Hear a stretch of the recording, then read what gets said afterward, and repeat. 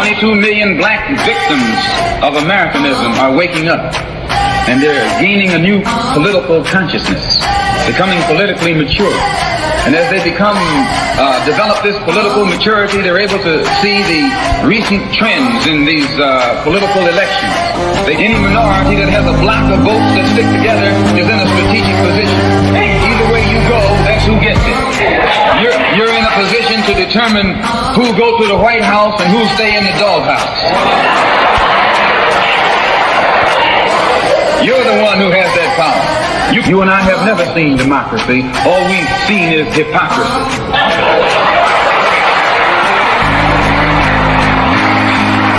When we open our eyes today and look around America, we see America not through the eyes of someone who has enjoyed the fruits of Americanism.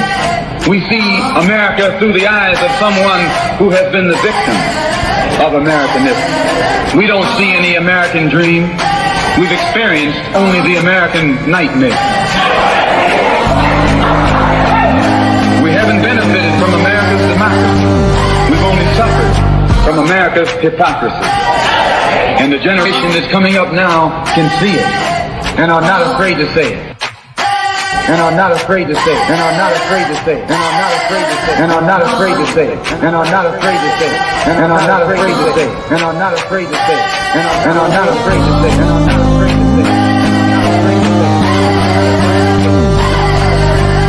And are not afraid to say it. And are not afraid to say it. Welcome, welcome, welcome. You are tuned into Black Westchester Presents the People Before Politics radio show, episode number 301. Before I get started, of course, as you see, I'm repping my team, tried to be the virtual sixth man today, but we could not pull it out. But, you know, I'm a lifelong Knicks fan, so I got to rep.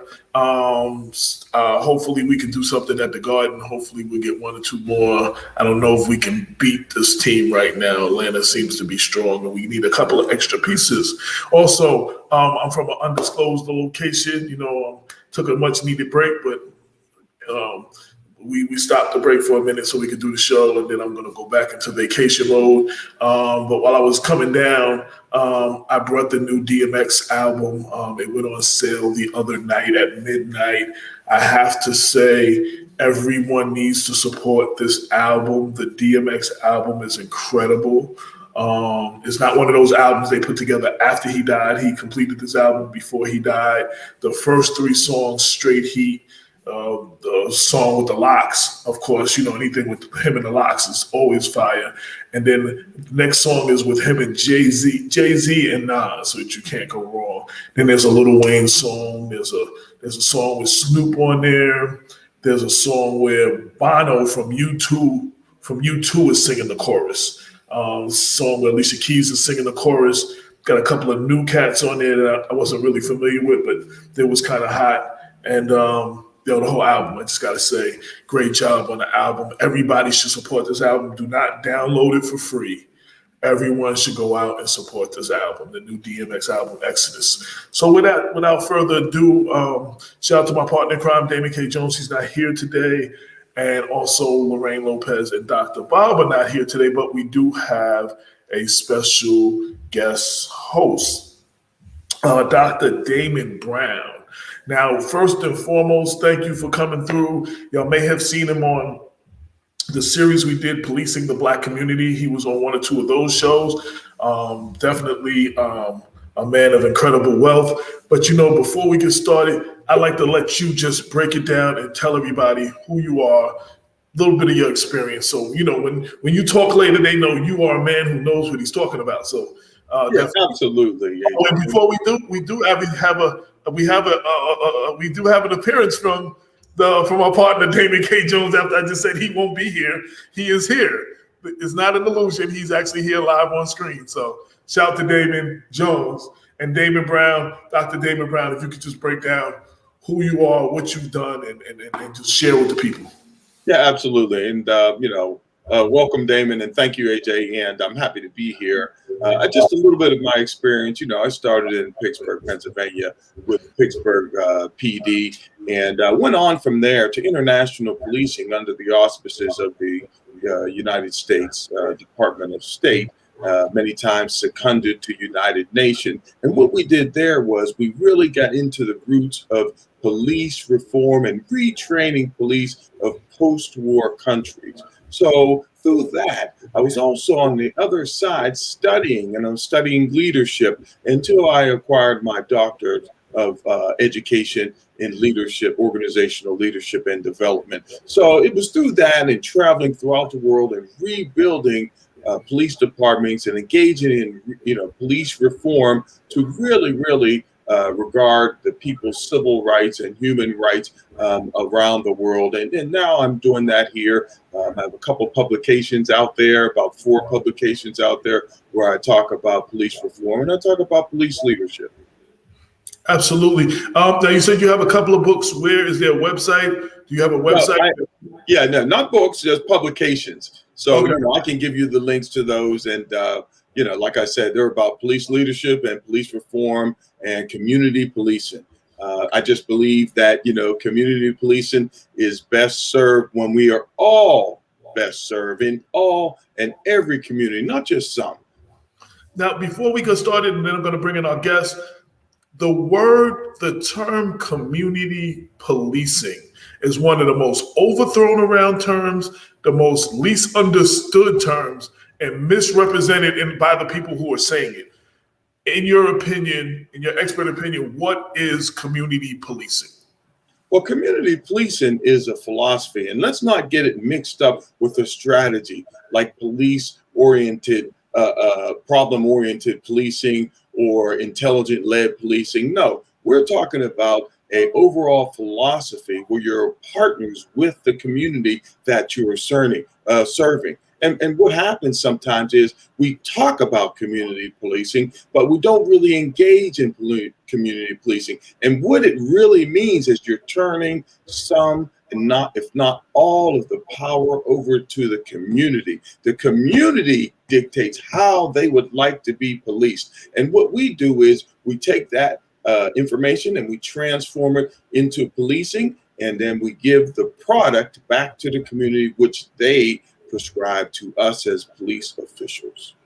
And I thank you for that. And I thank you for the intro, and the reason for the intro and asking for your credentials and what you have done. People always, they sometimes think we're just talking to be talking. Most people we bring on this show have credentials like your credentials. They have the receipts to back up everything that they're saying. You're not just saying a lot of things like a lot of people are. So I'm going to bring in our guest, which is Nicholas. I don't know how to pronounce your last name, but I know they call you Mastro. But I'm going to ask you to pronounce your last name. It's Mastrogiorgio. Oh, Mastro is fine. Okay. Now, welcome. You are the current PBA president of the Mount Vernon Police Department. That's correct. Yes. When did you become the PBA president? January 1st, I started. January 1st. Okay. So we had invited you to a show, it's our 301st show. Show 299, we did a show ending senseless gun violence, dealing with all the gun violence that was taking place in Yonkers, Mount Vernon, and New Rochelle. There was like a 2-3 week window where a 6-year-old was caught in crossfire in Yonkers, where we had a shooting after a DMX rally, a visual at the 4th Street Playground 2-3 hours after it happened. We had a 17-year-old killed the doorstep of his best friend's, where his mother opens the door and sees her son's best friend bleeding out on her doorstep. Right. 10 something in the morning on a Thursday. And we had a couple of shootings in New Rochelle, on Horton and Brook, where one was killed on the shot. One was killed, pronounced dead on the scene. One was taken to the hospital with an injury to his back, and 3 people had non-threatening injuries. And then later on, that same night, a couple hours later, you had individuals shooting up at a building on Main Street at the 3rd and 4th, 5th floor windows. This all happened like in a 2-week period. There was, I think, a couple of shootings by Ebony Gardens, which is also down the street from me. I live on 7th Avenue. So I felt like we needed to address this senseless gun violence, because we're looking at, in my opinion, and y'all are the experts, I think we're looking at a perfect storm. What I mean by that, so as the mercury rises, as the temperature gets hot, the streets get hot. That's just traditional in our community. But all of these things were happening in the end of April and May. This was like, it wasn't even hot yet. Secondly, you've had inmates released because of either COVID or because of bail reform. They came out where places like Valhalla, Damon can speak to that, had more programs for them inside than there were programs for them outside. They basically, now, unlike everybody else, there was no stimulus checks waiting for them and there was no extended unemployment checks waiting for them. If they couldn't find jobs, what are they going to do for money eventually?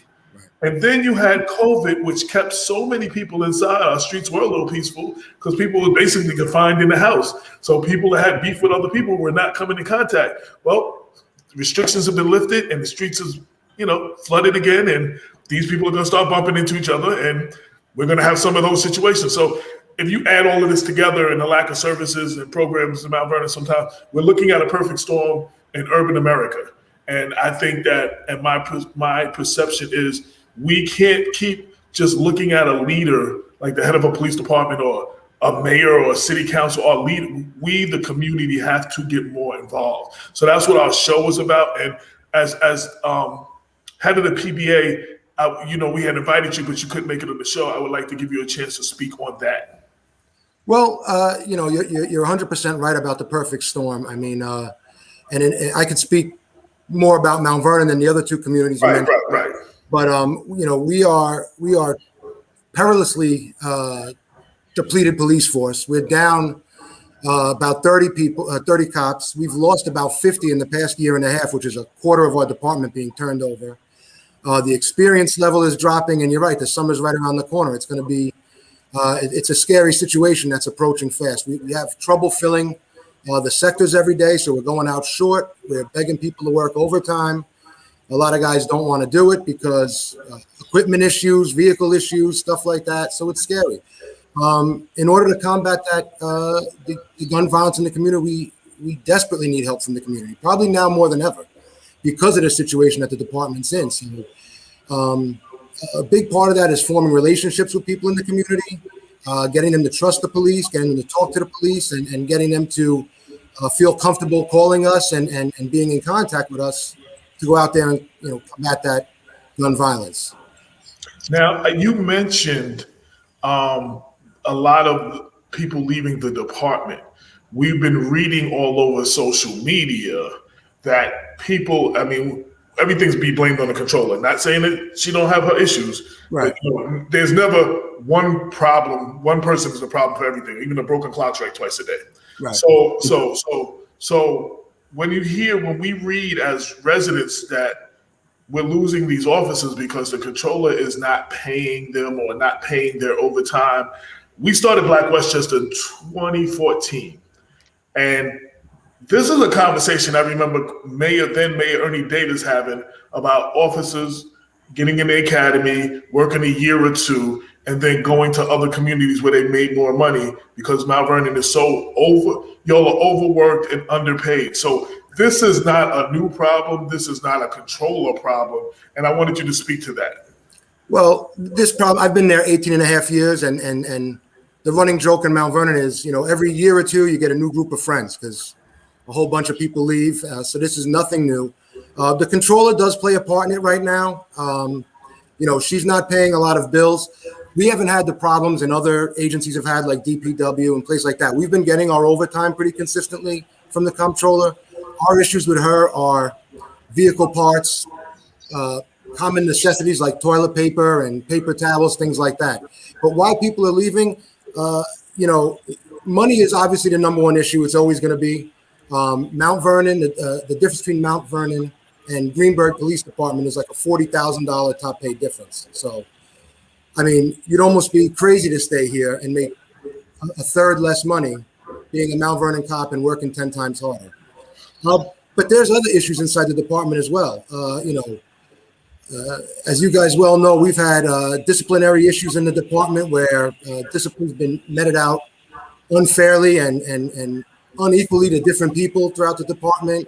We've had people suspended without pay for well over a year with, little or no explanation as to why they haven't been able to come back and get paid. So a lot of this stuff scares people away. And we're working to fix a lot of those problems. And we've been making some progress since January, but it still weighs on people's mind. And when you see all this happening in the department and you're getting paid a large amount of money less than everybody else, doesn't take a genius to figure out it's time to go. And I've heard it said that, and I don't want to be I don't want to misrepresent it, but an officer working in Mount Vernon for 2 to 5 years has almost the equivalent of like 5 to 10 years somebody else, because of the crime they face and the experience that they get facing all the crime in Mount Vernon. And they go somewhere, Sleepy Hollow, Tarrytown, Greenberg, they make more and they work a lot less. A lot less, sure. I mean, even when you compare Mount Vernon to Yonkers and New Rochelle, Yonkers and New Rochelle are putting out a lot more cops than us. So even though the communities are kind of similar in terms of crime, Mount Vernon on any given night, we've got 8 cops out there in the street, maybe an ESU truck giving us a total of 10. And, it takes 1 or 2 serious events to happen in that night to tie all those cops up. And you're running around nonstop for 8 hours. And then you're coming in and writing reports for another 2. The experience a cop gets in Mount Vernon in their first few years, guys don't have that in 10 years in other departments. And that's, just the way it is, just from the amount of work we have and the minimal resources we have. I'm starting to see that I don't know if you call it a paddy wagon or a van or whatever it is you call it. And I live on South 7th Avenue, right down the street from 4th Street Playground. So I've seen that at night a lot, like 3, 4, 5 times it's coming down. I've never seen that before. Which one is that? The passenger van you're talking about? Looks more like a passenger van. Yeah. That's part of our. That's a major part of our issues right now. We're running out of cars. We have about 20 some odd vehicles that are out of service. So we have to use that passenger van as a regular police car, which, that's a safety issue for the cops and for the public. One, we've never trained on driving that big passenger van down streets, going fast to calls and trying to get somewhere. We hit something. Those vans aren't built with the same safety features as a police car are. And, on that same note, while we're driving through these streets in Mount Vernon in that big van, God forbid we have to get somewhere quick, the public is at risk as well, because we're not used to that. You're used to, you hear a gun call, a knife call, you step on the gas and you go. Try doing that in that passenger van and you're going to have a hard time getting to where you got to be and not hitting anything on the way. You know what I'm saying? Right.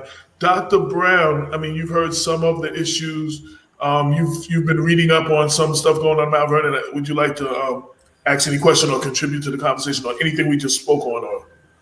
Yeah, absolutely. I mean, we can talk about gun violence in just a moment if you want. But absolutely, what is really at the core of this? Not saying that gun violence isn't, but understanding the budget and what's happening in the controller's office and actually at City Hall altogether. I don't understand how the leadership doesn't really have a grip or have better oversight on the budget. And I'm not talking about, the person in the row office. I'm talking about having a grip on the budget. What exactly is going on in the budget? I mean, I've been in organizations where we weren't in accounting and we weren't in using the controller's office, but we did have our spreadsheets and we had a grip on what's happening in the budget. And when you talk about the budget, I mean, you can't get into something that leadership shouldn't get into a finger pointing back and forth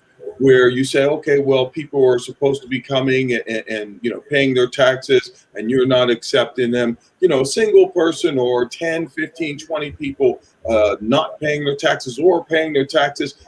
I'm not sure, unless they're up there with the top 1% of wealth in America, that makes that much difference. But, we need to make sure, what I'm trying to say is you don't have to be a whiz to have a grip on your budget. And so you can't, if you are the ultimate leader and leadership in that city in Mount Vernon, you can't finger point. You should have some ideas on what is happening with the budget yourself. And because you can't have people under you failing. If they're failing, you can't be failing. So, those are some of the things that that we need to really stress so that people can understand what's really happening out there when it comes to leadership, when it comes, if you have the keys to the city, whether you are the controller or you are the head of the mayor themselves. Absolutely. Stepping into this position in January, what were some of the things that either may have surprised you or you found out? I'm sure, like, once you got there, you saw there was more than you knew about. And, what were some of the things that surprised you or were the biggest challenges you faced taking that position? Well, when I took over in January, I had a whole bunch of plans, and I still do. And I finally started getting to working on them. But as soon as I stepped into that position, we were hit with the furlough and layoff crisis.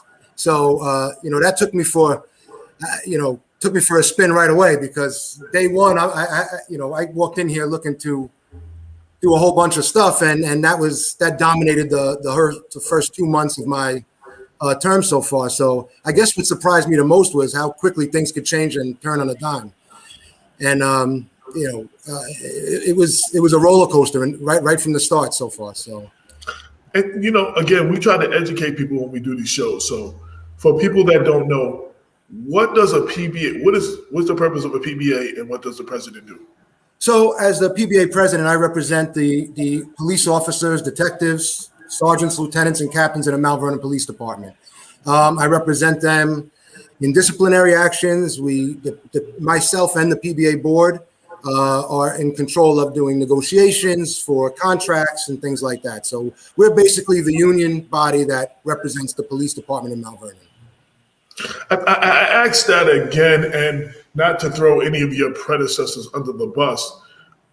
It seemed like some of your predecessors were missing in action, so to speak, and some problems that I felt that they should have been helping their officers with, and I couldn't hear peep from them. So, well, I can't really speak to. I wasn't part of the board then, so I can't speak to what was done in the past. But I would say this.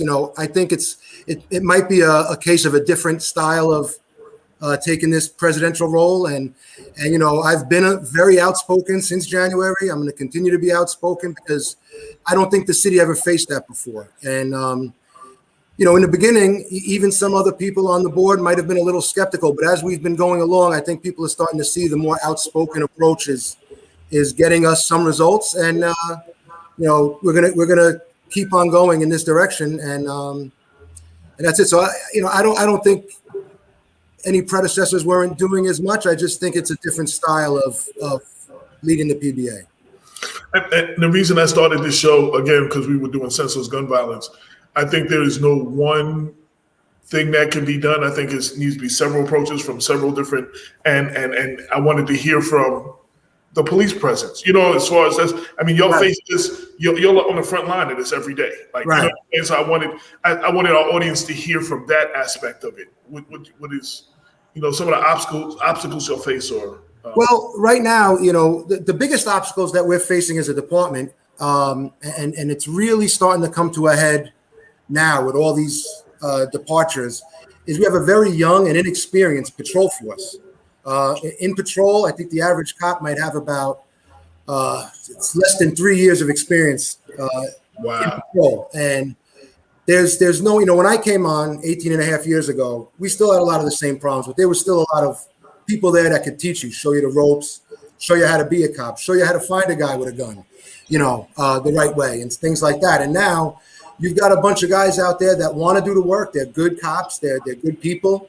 They want to go out there and do it, but there's a lack of people to show them because they're letting a lot of this experience go right out the door. And if we don't have anyone to train these guys to be the cops we need them to be, we're not going to have anyone to be out there and stop this gun violence. It's that simple, And I'm sorry, not to cut you off. I think it's also affecting the manpower issue because a lot of guys are coming to work. They're starting to see it's getting busier, and maybe they're just a little out of their element, and without anybody to really show them and guide them, it's going to cause problems. It's going to make people run out the door even faster.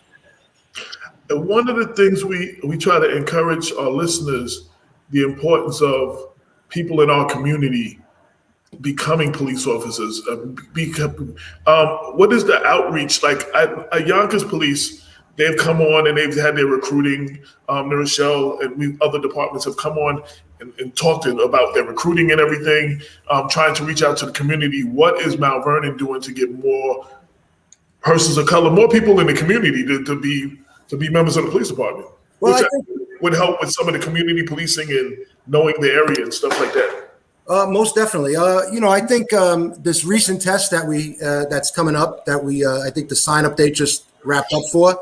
I think Mount Vernon actually did a pretty good job of getting out in the community. I mean, I know Dave Clark was out there constantly. He was weekends. He was in front of stores. There was a big social media blitz advertising to the community. But the problem is, Yonkers did their advertising blitz and we did ours. And, when you look at the pay difference and the starting pay and, where are you going to go? You know what I'm saying? So I think we can advertise it and publicize it and get out in the community as much as you want. But if other jobs are more attractive, then that's where people are going to go. And especially right now, especially in Mount Vernon, as you guys well know, the Black and Hispanic officers in Mount Vernon have been taken by other departments throughout Westchester County, left and right the past few months. So, they're gonna take those new recruits as well, and we're gonna have a hard time recruiting.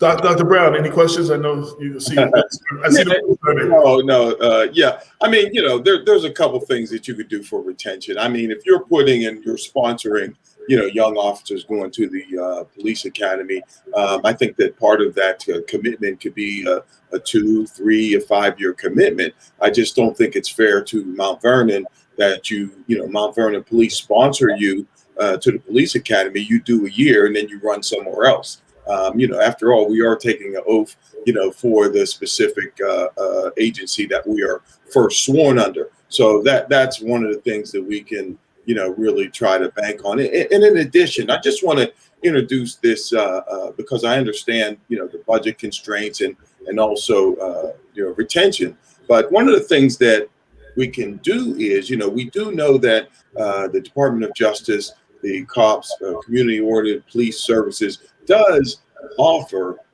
money and grants. These are grants that are available, and actually they offer up to, I think, $400 million a year. And you say, well, maybe I can't actually, realize that, and I can't get those grants. But, I have charts here with information here that in the state of New York, 14 people have been, 14 departments have been awarded a grant from DOJ COP, starting with the town of Gilderin, Binghamton, Chemung County.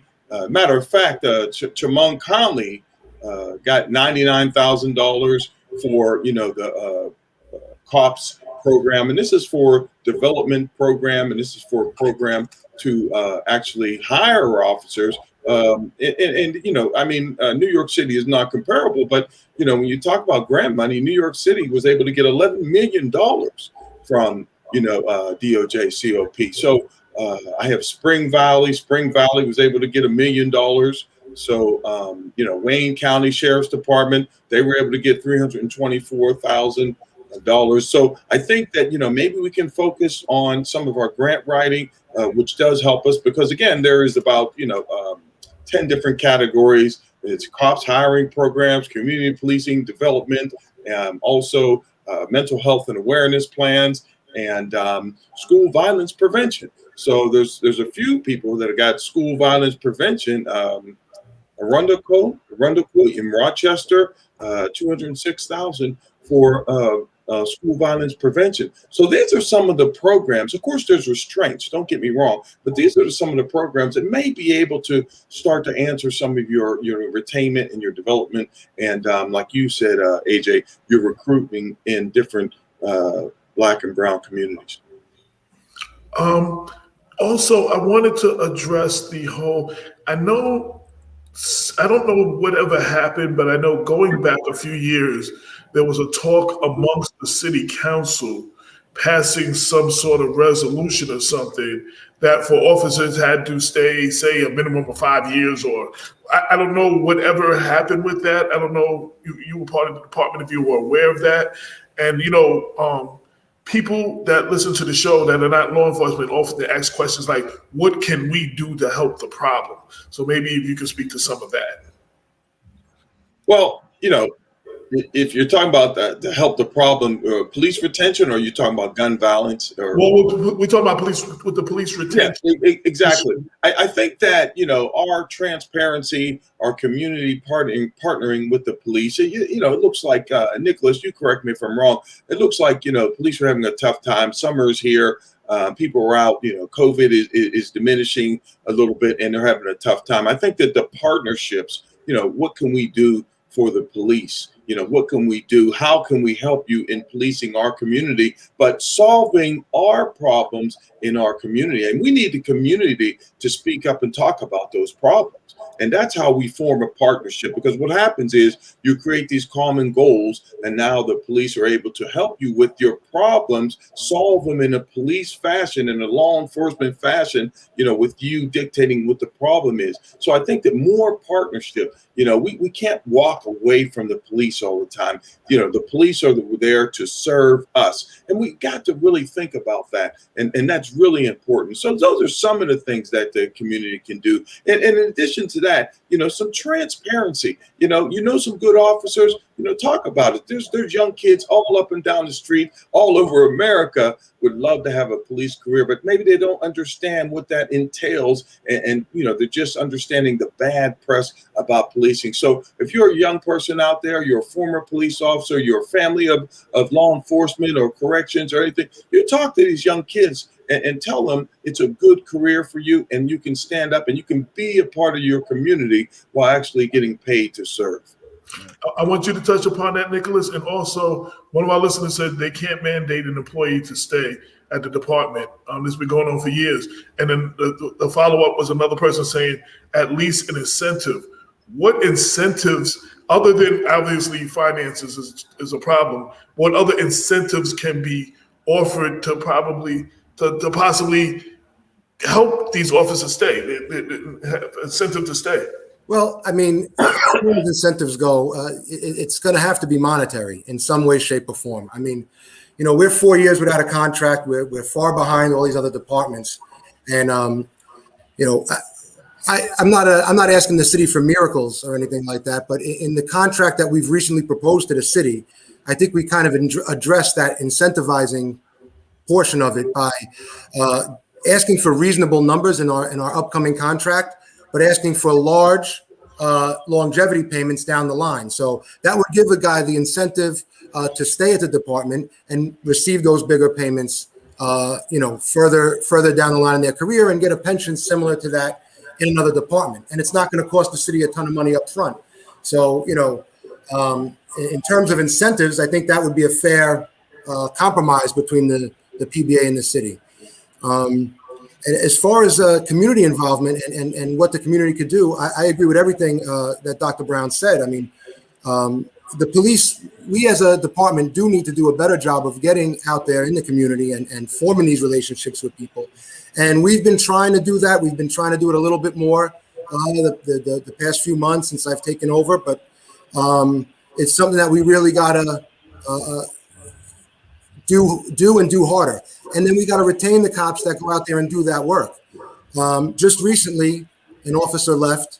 I put a video up on Facebook of him, Officer Robbie Francis. I mean, the guy was the epitome of community policing. He was making friends with little kids. He was playing basketball with people on the street. They were doing all types of events with people, and he left. And here's a guy that went to Greenberg to make a lot more money, and he's still coming back his every Thursday, one Thursday a week, to do all these programs with the kids here in Mount Vernon for free.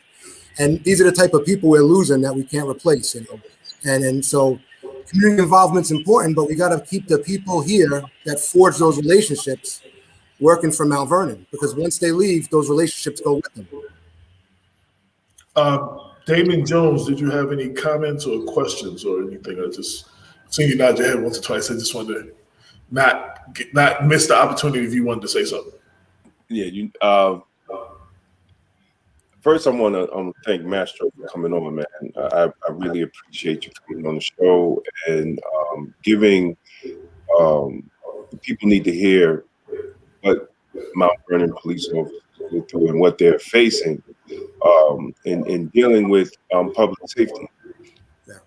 First, I want to say the issue that has been going on in Mount Vernon has been by design by the county and the state. So now the chickens have come home to roost in the form of public safety. You can't continue to put poor people in 4x4 square miles and think you're not going to overwork the police officers that work there. I've been 31 years in law enforcement in Westchester County. And Mount Vernon has been probably one of the lowest paid police departments in my 31 years working in law enforcement. And even my former union president, that I was 13 years as a union delegate, and now my commissioner, Joe Spano, has always said that Mount Vernon is the hardest work police department and the less paid. By far. So we have to say to not just City Hall, but Westchester County and New York State, because it's the systems that have created what we see right here today. And I always say, AJ, you could go all the way back to the 1992 African American Advisory Report to then County Executive Andrew O'Rourke, when they said what they were systematically moving poor people out of White Plains and all these other areas and putting them in Mount Vernon, causing what we see today. And now you have a police flight. They're leaving, rightly so. So now it's just not City Hall's problem. It's Westchester County and it's the state's problem. So the question is, what are they going to do about it? Because see, these officers need to get paid. When last 10 years, I saw politicians in City Hall spend money on so much nonsense, but not public safety. Right? I've seen where the jail had to loan Mount Vernon a van to transport the inmates back and forth. Come on, that's crazy. That's crazy. And the mayors back then, so we're talking Ernie, we're talking Clinton, we're talking Ernie again, we're talking Richie, and now we're talking Sean Patterson Howard. We're talking Lyndon Williams, we're talking the county legislators, we're talking State Assembly Gary Pretlow. They can throw money everywhere else, but they can't throw money in the police department that keeps the city safe when the system itself is constantly putting poor people in the city. Now, the police department has nothing to do with that. That's right. They don't have nothing to do with that. It's the politics, it's the policies on how they treat Mount Vernon. And something has to change, because if you got only 8 officers patrolling a city that got 70, 80, 90,000 people that's packed in a 4x4 square miles, somebody's gonna get hurt. That's a good problem. And then what they gonna do? They're gonna blame the controller for that? No, you can't blame the controller for everything, right? You can't do that. It has to be some type of leadership that's going to address public safety, because a police officer is going to get hurt. And the only reason they're leaving is for the money and all that, but they don't want to get hurt neither. No. And I'll tell you, Damon, money is always going to be number one issue, but it's not the only issue, and I think a lot of what you're saying is true. Sometimes a lot of these guys want to hear leadership in the department or maybe even in the city stand up for them, and they haven't had that. And I try to explain that to these guys all the time, and I think that's why, the past few months, people have been supporting what I'm doing, because they feel like someone's standing up for them finally.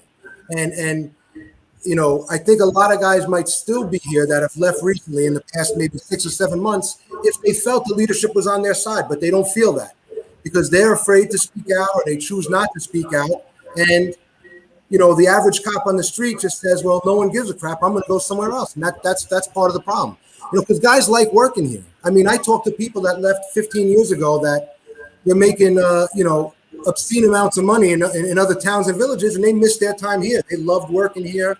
They like the people here. They like the cops they came on with, and they want to stay. They just need a reason to stay. and they need hope that something's going to change, and there's no one giving them that hope right now. Right, and to go 4 years, without a contract is crazy at this point. It is. And they have to come to the table, and pay what they owe. And you need a collective bargaining that is equal, and not less than Greenberger County Police. Because right. if you put the 911 calls together, you beat both of them. Right. Hands down. Hands down. And those are facts, right? Those are stuff that you could put on the table and put in front of an arbitrator and say, look, they make this, and look at the 911 call, and we make this, and look at our calls, and look at the weight. I was talking to one of the he used to be the deputy commissioner of county police under Astorino. I can't remember his name, but he was a former commander from NYPD, and he said that when they used to listen to the calls in Mount Vernon, because it was one of the precincts in the Bronx, and he was like, dude, that was like, he said they ran it like we ran it in NYPD. It was like a little borough. Right. So and they knew that. Even up at the county, they knew that an officer with 5 years on the job had more experience than, or at least as experienced as an officer 10 years on the job in Greenberg, Peekskill, because they went to more calls, they seen more. Right. Than an officer in Officer Greenberg. That's hands down. And nobody can argue that. Right. And they do more with less. It's exactly. Not even right. It's not even the volume. I mean, like I said, a cop in Mount Vernon that comes up on a scene, it's not like in New York City where 100 cops are going to wind up on that scene. You go to that scene, you're going to have 4 or 5 guys, and they're doing it all, and you gain all that experience because you're just thrown in the fire and you have no choice. And this is not the first time I'm hearing about this contract thing. I think that's one of the things that led to the Richard Thomas victory over Ernie Davis, because of the contract. And Richard was, whether he did it or not, and he was campaigning, promising to give y'all a better y'all and Fire a better contract. But y'all were, at that point, y'all were 3, 4, 5 years without a contract again. We were, right. We were, I believe at that time we were 3 years without a contract. Right. So you got a contract, and then that ran out, and now you're without a contract again. This is not the first. I just bring that up to put things in perspective, because we like to sometimes point fingers at the current leadership. This is not even just a current leadership. No. This, y'all without a contract, I've been hearing about that a lot. So so definitely. I mean, in my time here, I don't remember any time where we got a contract on time. That's for sure. Well, I think it was important to have, and Damon and I were talking about this, Damon Jones and I were talking about this. It was important to have this show and have you on this show. Well, we're very critical of law enforcement, rightfully so, for a lot of reasons. So a lot of people, especially me, label me anti-police. Right. I am not anti-police. To be honest, if something happens, y'all are the people I'm calling. I'm not calling the brothers on the block to come. Right. Y'all are who I'm calling. Right. You know what I'm saying? So I mean, I just, but then there is the side that we're at a point now, nationally, but especially in Mount Vernon, speaking of just Mount Vernon, there's a lack of trust in the community of our police because of a few bad apples that are always out there, who are always doing these things, and everybody's had the problems with these same officers. And we're at a point now where both sides are judging the many by the few. And what I mean by that is you run into a few bad cops, right, and it's easy for us to just say, all cops, blah, blah, blah, blah, blah.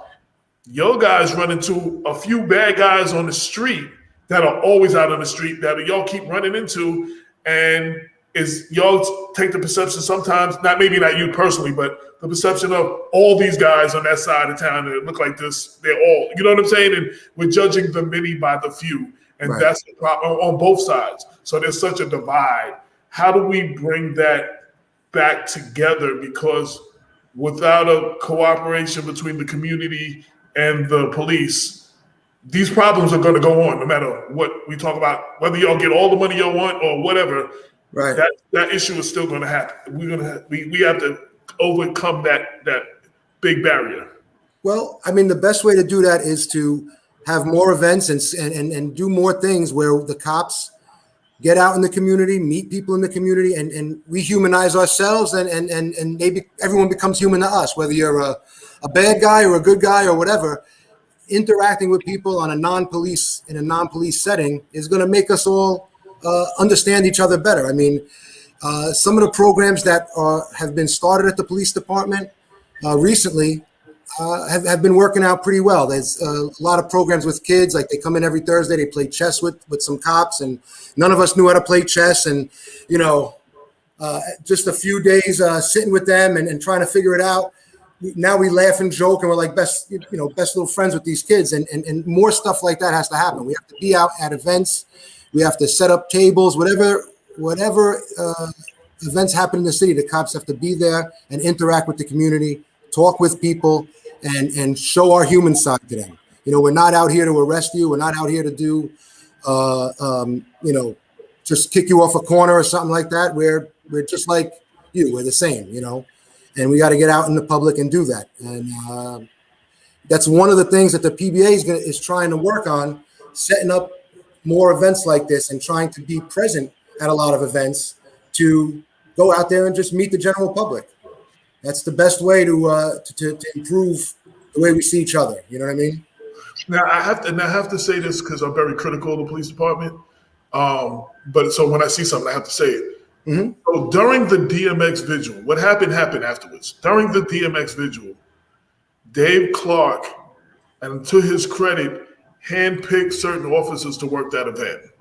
Right. Because there were elements out there that gave the officers that if they wanted to be a certain way, they gave them the excuse to do those things. But he handpicked certain officers to work that understand the community better. And that's why there was a successful event. And, nothing really got out of hand. And the interactions with the police and the community that day, I was there for the whole thing, and it was definitely something to be applauded. You know what I'm saying? I think the ball might have been dropped at the end. I had this conversation with the mayor. I know when I was younger and we had events like that, especially at 4th Street, they not only got us out of the park, but they got, for lack of a better term, I don't know what y'all will call it, but they herded us past a few blocks. In other words, we couldn't come down and hang out. You saw 4th Street. We couldn't come out, go block, and then hang out on 5th Street. Like, they just came down further, but like, y'all got to keep it moving. And they herded us away from that. And I didn't see that night. Where maybe if more of that happened, people wouldn't have still been in the area and came back and came across, and then we wouldn't have had the shootings or something 2 hours afterwards. So, but I do applaud him because I spoke to Dave Clark personally.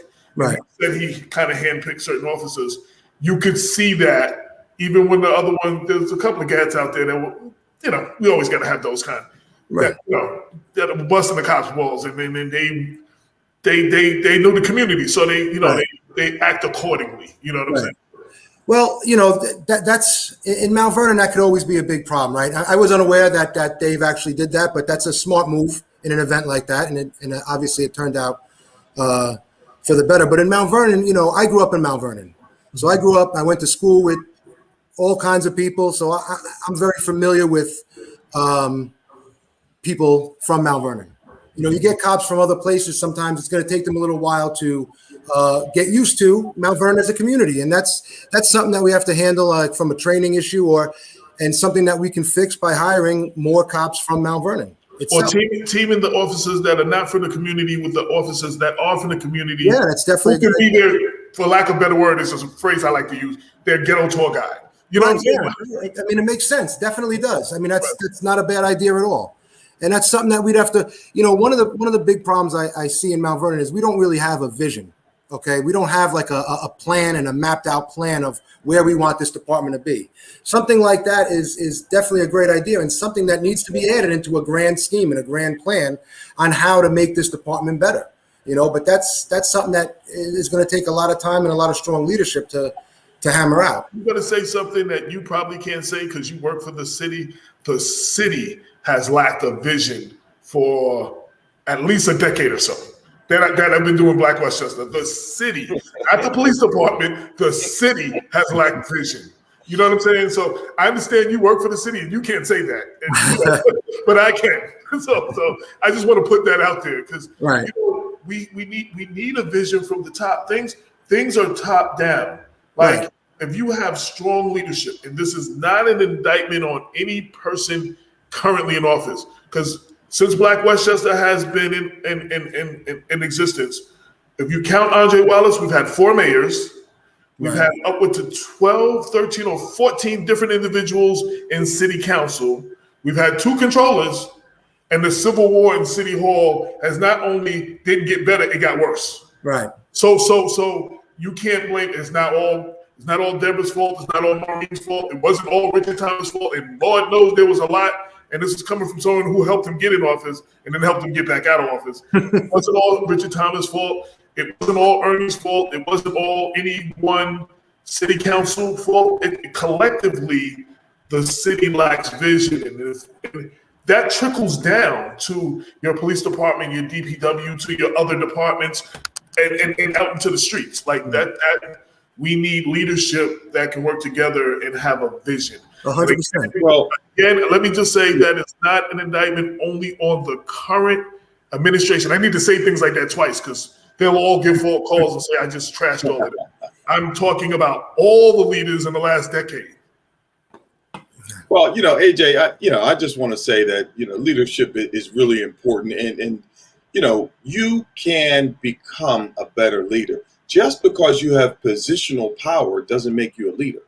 So, and what we have to understand is you got to want to do it.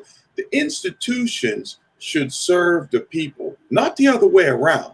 And so, we have issues with leadership, and I understand that. But, at the end of the day, leaders sometimes give their allegiance to the institution and not the people. And then what happens is they become prisoners of their own habits, practices, and rules that actually end up making them ineffective.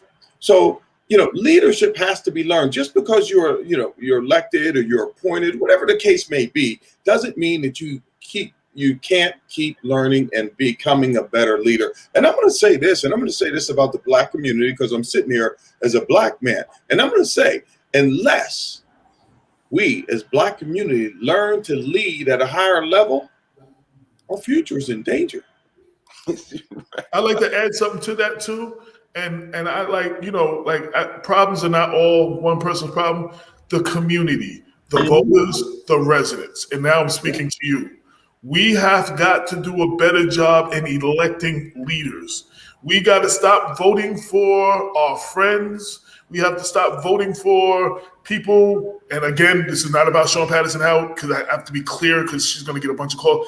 Voting for someone because they're a woman, or voting for someone because they're Black, or voting for someone for whatever the reason is. Like, we need to vote for qualified individuals. We vote for people like, oh, that's my girl, oh, that's my boy. And I'm going to say this, and I've said it before, and he got calls, but good thing he was watching the show. Andre Wallace is a personal friend of mine before politics. That is not a reason for me to vote for him. And I'm saying that, and I've said it before, and before everybody calls Andre and say, your boy said he won't never vote for you. That's not what I said. I said that is not a reason for me to vote for him. And we have to stop voting for people because we're cool with them or because we like them. Like, I like a lot of the elected officials individually.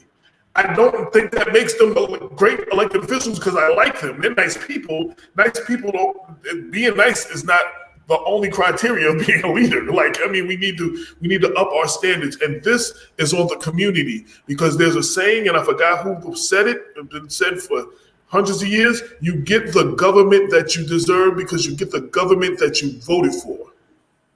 Yeah. So if we have unqualified people like Deborah Reynolds, who everybody has a problem with, y'all voted her in.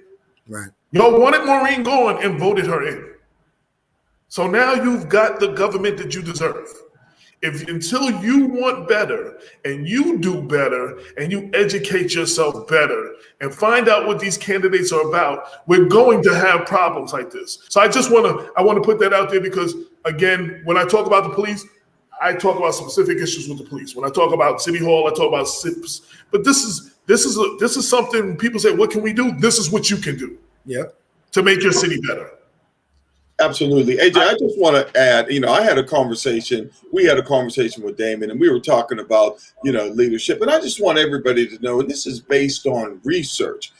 People of color, we have long traditions of leadership, long traditions of servant leadership. And where in our cultures, and in fact, indigenous cultures, and people don't like when I use indigenous, they were holistic, they were communal, they were intuitive, and they were spiritual. And also, historically, Black leaders have been the guardians of the future, respecting our ancestors that came before us, like MLK, Frederick Douglass, Marcus Garvey, W.B.D. Du Bois, Malcolm, Baldwin, and Lewis. And so, for Blacks to be in charge and to not think that we can't master this leadership, research shows that we have mastered leadership over centuries, a long time ago. So you should work on, if you have this self-pride, and I'm talking to all leaders of whatever institution you're in, whatever profession you're in, we have mastered leadership before. Don't let anybody tell you anything different.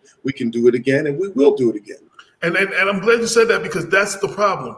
We've done it, but now we got to a point, and let me be clear again. So the troubles of Mount Vernon, a lot of Black communities, I've been Black all my life. A lot of Black communities, one of the biggest things we do, we blame the white man. Oh, the white man's holding us down. A lot of Democrats want to blame the Republicans on everything. Guess what? The Republicans are not the problem under the conditions of Mount Vernon, because we're heavily Democrat. And guess what? We have a Black-run government, basically. So you can't blame the white man. And it's not like the national government where the Democrats won't agree with the Republicans and the Republicans won't agree. It's Black Democrats who can't get along with Black Democrats. Right. You understand what I'm saying? So we got to stop even voting for, I'm with more than a two-party system. I think there need to be third parties. Like, for instance, here's an instance. I didn't vote for Anthony Scarpino when he ran the first time. I voted for the Republican who ran against him, Bruce Bendich. When Damon and I interviewed him, and we grilled this man, his answers as far as anything dealing with criminal justice and all of that, he spoke more to me than anything I ever heard out of Scarpino. So he lost, but I voted for him because he was the best candidate. We have to stop even voting for that, I'm a Democrat, vote row A all the way. No. Sometimes a Republican, I'm not talking about the Trump Republicans and that cult. I'm not talking about, that's a special issue right there. That's just a special issue. But we don't have to vote for somebody just because they're Black or just because they're Democrat. That's a problem. And I'm going to tell you, listen, we're the only city with a Black commissioner in Westchester County. And the condition of our police department is what it is. I'm not saying that we need to just vote for a white person to vote for a white person, but if there's a qualified white candidate, we need to look at that. You know what I'm saying? We've been a Black-run city all along for a long time. If there's a qualified white man or a Chinese man or whoever, we need to look at the people, the content of the people. Because Damon Jones always says, I'd rather have a person of conscience than a good conscience than a person of color. Because everybody who looks like us is not for us. You know what I'm saying? So I just want to put all that stuff out there. And that has nothing to do, this is my own personal pet peeve, but we have to stop voting for people just because of, and do our job and looking into who the best candidates are and who speak to our needs the most and who speak to the conditions and how we want in the direction we want to go in. Like every other community, we don't do that. We vote and then say, what are you going to do for every other community? You have to go to them and tell them what you're going to do for them before you get their vote. Black people, we just give our vote away. Like we just give our vote away. Now, I just want to say, man, I only try to stay on for an hour, and we got Brother Damon here, man, and he's the co-host, and definitely want to hear him rock. But I just want to say we have to, as a community, support the PBA that's trying to work with the community. You know, this is not the first time we had a PBA president on, and it won't be the last. And Mastro, you're welcome to come on the show. You're welcome to write op-eds if you want to, because the goal is to make sure y'all get paid what you're owed. Not, you know, and not just now, you know, not just because my wife is a detective, right? You know, I mean, I'm talking 30 years back. So y'all need to get paid what y'all are owed. And it's not just the controller. It is not just the controller, it's the system. And the system is broken. And we can see the system is broken because it's no way that police should be driving a van and patrolling a community. That's insane. That's insane. And, you know, and some of the things, even just benefits. This is benefits. Definitely. You know, it's crazy, and y'all need that support, brother. And we're going to give you that support because City Hall, Westchester, and the county government, because you know it's politics. Everybody talk to each other, and everybody, you know, if y'all can find $30 million to sit in the bank and not build a field, right? You can find $30 million and make sure that one of the hardest working police departments have the proper equipment, have the proper cars. Let me tell you, the county can give you cars. There's about 60 cars sitting at the Westchester County Jail up on top of the parking lot that they don't even use. There's like 60 cars, a row of cars up there that they could give y'all 10 of them. And they're sitting up there blue and white, ready to go on the county streets just to drive down the highways from Westchester County and not get no action. 100%. I mean, if they gave us 10 cars, that would change the game right now. It's amazing. Right. Go ahead, David. No, but I'm saying, man, that's crazy because we see them all the time. They sitting right up there. They through the winter to the summer, they have extra cars. So they can take those cars and give you the other cars. But at the end of the day, and we know that the county and the state has created this problem. They created this problem. So now it's a hard public safety issue and nobody can run away from it. Right. And then the county has the nerve to pull your good officers, waive the salary, waive the benefits, right? And take the good officers. But they created the problem that's in Mount Vernon. Yep. They created that problem. So they need to be partners within the solution. The same way they can get that money for the field, they need to get that money for some raises and some equipment and getting the police department.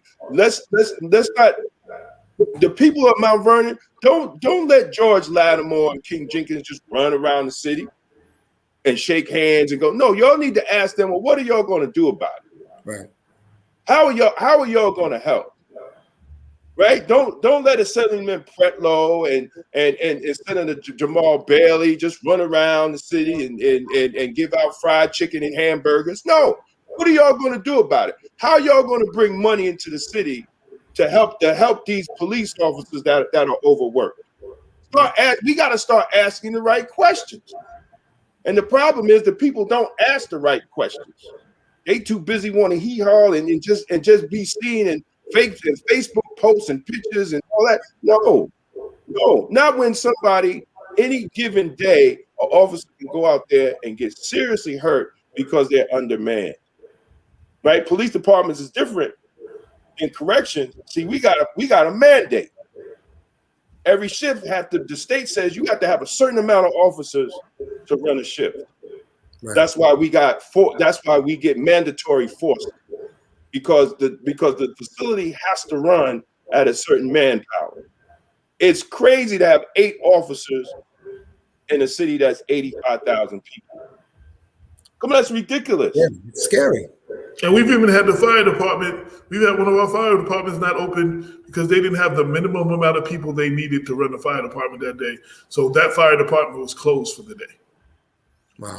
Like on Fulton, the one on Fulton. I got one more thing before I leave. Mm-hmm. You pastors need to start saying something too, instead of trying to get jobs from the county and the city. Y'all need to start talking about public safety instead of trying to get jobs. Jesus ain't never got a job from Caesar. Right? I never saw that in the Bible where preachers show me the passage in the Bible where Jesus said, go get a job from Caesar and Pontius Pilate. And that's part of the problem too. Your pastors need to start talking about public safety and the need to have officers safe and the need to have proper officers out in the street. But y'all too busy trying to get jobs from City Hall and the county and the state. I said enough, man. I'm out, man. Thank you for coming through. Thank you, my partner, David K. Jones, making a rare appearance, heating up the show. I want to also, before I'm going to turn the mic over to Dr. Brown, but I wanted to say to Nicholas, and when we were talking about people of color, so I just wanted to point something else out. You are, if I'm not mistaken, in our 7 years, the second PBA president who have come. Our Black PBA presidents have never been on our show. The other PBA president was Keith Olson from Yonkers. And we don't even see eye to eye on everything. But he is constantly will make an appearance, and he may actually be watching because he watches often. And so we've had two white PBA presidents come on, and I can't get the Black PBA president. That has nothing to do with you, and that's something you can't talk about. But I would like to point that out to the public as well. But Dr. Brown, go ahead. I'm sure you might have some comments or questions or whatever. Yeah, sure. I just, wanted to, really direct some things to Nicholas. And you're in a strange and a very, very difficult position because you actually cannot establish and really confront the county, to create MOUs and to create different working relationships. And that's what leadership has to do. Explain for my audience what an MOU is. Memorandum of Understanding. Okay. So, memorandum of understandings, they run from, we can, borrow your cars for a certain amount of years to, we can use you as backup when A, B, and C, they just run the whole gambit, police. And I think that, those things are very important. And I also think that, we know that the national standard for police officers, you just mentioned you had 85,000 police officers. So the national standard for police officers anywhere from 2.5 to 1.6 or 8 per 1,000 residents. And, those are the things that, we may have to discuss further in these contracts, because you don't want to get anybody hurt out there because you are, just so undermanned. And I get it with the contracts. I was a union man myself, negotiating for contracts, as a young guy all the way through my career.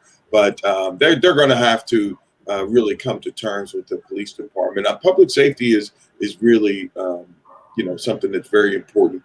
You guys, serve, and I think that it's important to address that leadership. One other thing I wanted to do, and to really not just to direct this to you, Nicholas, but I really wanted to direct it to, all the people who are listening and about the gun violence and what you can do. A lot of people say, what can I do about gun violence? Well, there is some things that you can do. And it's the same things for many of the aspects that's going on in the police department. Get politically involved. Okay, that's very, very important.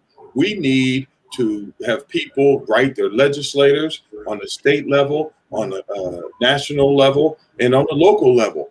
Get involved. What we need is, a lot of people don't like when we start talking about guns and gun restrictions, but that's what we need in this country. It's a countrywide problem in addition to Mount Vernon. We need background checks for all gun sales. We need to really limit or diminish or eliminate the military-grade weapons that we find on the street occasionally. We also need to have legislation and write and call about legislation when we talk about state-to-state gun trafficking. And one of the big things for me is that we need to talk about in politics and in your political people who serve your region is we need to talk about the ATF. The ATF is basically ineffective. One of the better things would be is to merge the ATF with the FBI. And again, Nicholas, I'm talking about MOUs. And if it gets so bad, then maybe we need to talk about, some task force being developed. ATF itself is 2,500 agents. So, when people ask, what can we do? Contact your local legislators and your local politicians and assert and write letters that these are the things that you want in your community. So I think that those things are very important. And I just want to, AJ, if you don't mind, I just want to go over some other things in community. I know a lot of people are listening. And what we need to think about is to really recognize gun violence as a public health problem. When you recognize it as a public health problem, it enables different funding and enables, the data that we can talk about on violence and collect on gun violence. Because after all, gun violence hurts community. It hurts communities so bad, and it hurts them in different ways. And, it's linked to depression. Gun violence is linked to domestic violence, and we've seen domestic violence and how bad that can be. Gun violence is linked to, just all other violence in our community that's not gun related. And one of the things that we really, really need to think about is gun violence is related to suicide. So what the community and the people in the community need to do, we need to educate early on gun violence. We need to talk about, we need everybody in the community to talk to our young people and educate early on gun violence. And it's not always up to the schools. And Damon talked about churches. Churches, you engage with young people all the time. Let's talk about this gun violence early. Let's create programs so the youth have a place to go. And I'm not talking about a place to go just to mill around. I'm talking about a place to go to capacity build. Let's talk about, volunteering. Let's talk about jobs. So what I'm really getting at here is I'm getting at this is a community problem. Gun violence is a community problem. One of my pet peeves is to each community problem that comes up, we throw it on the police. Okay, that's something. And then we say, see, the police, they can't do their job. Listen, let's the community and the community work together. Let all of us do our part, however small. That's very important. So I just want to stress that about gun violence. I wanted to point out, I wrote an editorial. I actually wrote two, but one of the last one I wrote, it's the 50th anniversary of Marvin Gaye's What's Going On album. And I couldn't do just the average celebrating that it was 50 years. I basically, the title did What's Going On, Marvin's 1971 lyrics on police brutality and senseless gun violence still ring true today. Mother, mother, there's far too many of you crying. Brother, brother, brother, there's far too many of you dying. We got to find a way to bring some love in here today. That song, while the theme of that song was about fighting a war in Vietnam, 50 years later, you can use that same song to talk about the war in our community on our streets every day. And it is a shame that, we substitute some of the lyrics, but they can apply 50 years later. And again, we were talking about a war fought all the way over there. We have as big of a war on our streets. Senseless gun violence is almost as big a pandemic as COVID. And takes us more, I don't know, I can't say as many lives, but takes several millions of people.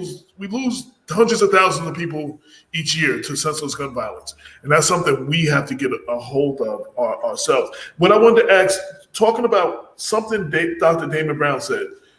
So when we did our first show, I had community leaders from Yonkers, New Rochelle, and Mount Vernon. And we're talking about somewhat, boots on the ground, somewhat, Henry Terry from Snug was one of them from Mount Vernon. Jesse Van Loof, Save Mount Vernon from Mount Vernon. We were talking about maybe starting some kind of coalition, because Mount Vernon problems travel across the border to New Rochelle. Yonkers problems travel across the border to Mount Vernon. So we have to stop looking at things like, oh, that's just Yonkers over there, or that's just no. It's and we're being on the Bronx border. A lot of problems cross that Bronx border both ways. With that said, I'm speaking from not knowing, so I'm just asking a question. And is there some sort of way of setting some kind of small task force of people, officers from Yonkers, Mount Vernon, and New Rochelle to combat this problem together? Because a lot of times when we have some problems in Mount Vernon, it ends up in the streets of Yonkers and vice versa. And Mount Vernon's problems and New Rochelle problems cross these borders. Are the police departments working together, or is that something we can do? I don't even know if that's even a fundamental situation that could even happen, but I'm asking. Well, what we have in Westchester County, and it's used to combat stuff like that, is the Westchester County Intel Center, and they pass a lot of information back and forth, and they have a lot of resources that all the departments use, and there's no particular task force in Mount Vernon, Yonkers, and New Rochelle. It's possible, I'm sure, but we usually do all that stuff through the county and the county police, and they would be the ones probably to come down and set up a task force like that, or do something through their Intel Center, share the information back and forth, and then work on some of those cases that cross the border together. And the reason I asked that for a couple of reasons. Again, what can community do? Maybe this is something we need to be talking to our county legislators and county officials about. And Right. two, going back to the DMX event and speaking with Dave Clark, one of his counterparts in Yonkers PD informed him that the Rough Riders, which is a very big bike collective, Right. was on their way to Mount Vernon. Right. And they were prepared for that before they got here. So I know there are conversations that go back and forth somewhat. I mean, Yeah. so I just don't know how extensive that was. And I thought that was powerful because he said he knew and they prepared because he got a call from Yonkers PD, Right. Yeah, I don't know how Dave found that out that day. That might have been a personal contact, or it might have been the Intel Center, but usually stuff like that is filtered through the Intel Center. So when they hear of something happening, or this time last year when there was the George Floyd protests going on throughout the county, the Intel Center was coordinating all of that. So if we heard a big group from one area was going to another area, all that information was passed along and shared with all the departments that way. And my experience with it, it's been pretty effective. The sharing of information is pretty free, and it's easy to access and stuff like that. So there is something like that in place. Now, I know this is going to be very unpopular, but some callers and readers of Black Westchester have made this suggestion. I don't even think it's possible and doable, or that it would ever happen. But New York City have precincts bigger than Mount Vernon. And we have 43 municipalities, so we've got like 41 or so different police departments. Some people said it should all be maybe a county police, and it should be the Mount Vernon precinct and the New Rochelle precinct. And I don't even know if that's possible, but it'd be all under one banner, so that you're not, like the governor asked for suggestions from each department on police reform, but now you got 43, 44 suggestions from 40, because what Scarsdale police is going to say from their experience is going to be way different than what Mount Vernon, Yonkers, and New Rochelle, or Greenberg and Peekskill and Austin said. Right. So I don't know how crazy that may sound, or to you, or. It doesn't sound crazy. It sounds. At this stage in the game, I think something like that might almost be impossible. Right. That's asking, but it would make sense. It would probably save millions and millions of dollars. Definitely would be a more effective and more efficient police force. But you're going to ask these local communities to give up power to the police department, and I can never see that happening. Right. That's always a problem. I just want to say before I give Dr. That's always a problem. I know with the churches. So the AME Zion and AME are two different denominations, and at some point, and for people that don't know the story, they both are Black based, and they were part of the white church, and they couldn't worship with the white, their white people in the congregation. So they started their own. They both started like around the same time. There was always talks about them coming together, But the problem is they would each have to give up their power base. Right. They each have a board of bishops. They each have they each have their own power. And neither one is willing to go under the other or give up the power that they have. So I use that as an example of, I understand what you're talking about as far as people do not want to give up the power that they do have. Right. Dr. Brown. Yeah, I mean, I get it. And traditionally, that is the problem. With over 18,000 police departments in the country, sworn police departments in the country, and maybe triple that, who may not be sworn, that seems to be an issue. I'm originally from Pennsylvania, and Pennsylvania themselves has 250 something police departments. But more significant, I would say, and Nicholas, I don't have all these details, maybe you can help me, but more significant is, if you are the county police, you cannot let Mount Vernon be out there by themselves, especially with the deficit in officers. You just cannot let that happen. And that's, we go back to what Damon Jones was talking about. This is created by the state and the county. So now they just want to say, you know what, hey, we don't have anything to do with Mount Vernon, but, Mount Vernon's a city. But the fact of the matter is they're the county. And the city happens to be within the county. So I think that what you're talking about, AJ, I think that the first step would be going to the table with the county and speaking about different MOUs and things like that. When it comes to backup, say just a segment of the Rough Riders come in town. Nicholas, you just don't have enough officers to deal with it.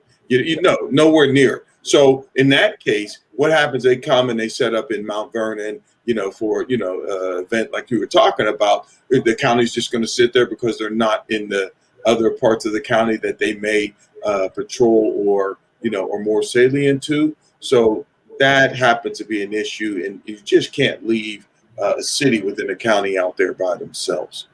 I was going to ask the question about in a situation, especially with the summer coming up, and if we get to the extreme levels that I predict that we can actually get to, I'm predicting that if we don't do something now, we could be looking at one of the worst summers ever, not just in Mount Vernon, but in our communities all over the country.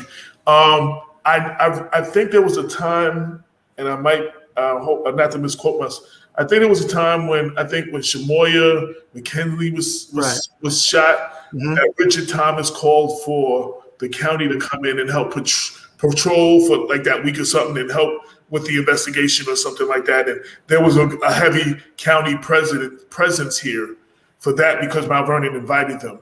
If we ever got in trouble or to that degree, is that something that the police would do because you don't want the county here, and if they don't understand Mount Vernon and, you can run into interactions with our residents, but what do you do though?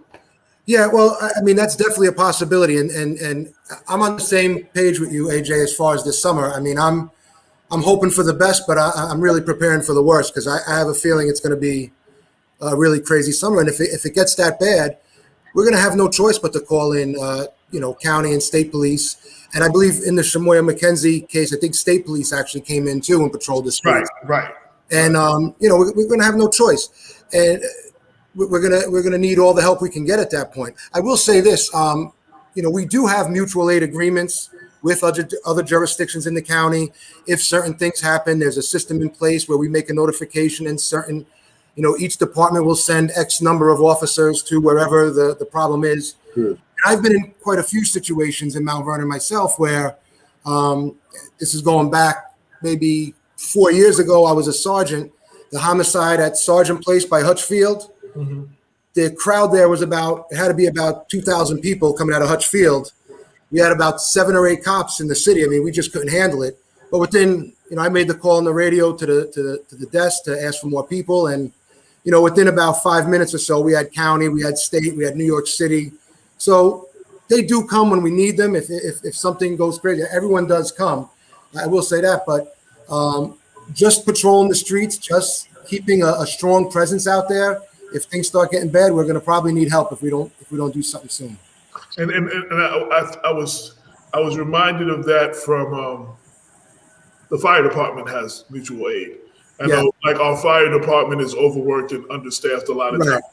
And a lot of big fires that have happened, Yonkers has been here heavily, which have complained that Mount Vernon has been abusing the mutual aid. Right. I've had Barry McGooey on the show a few times.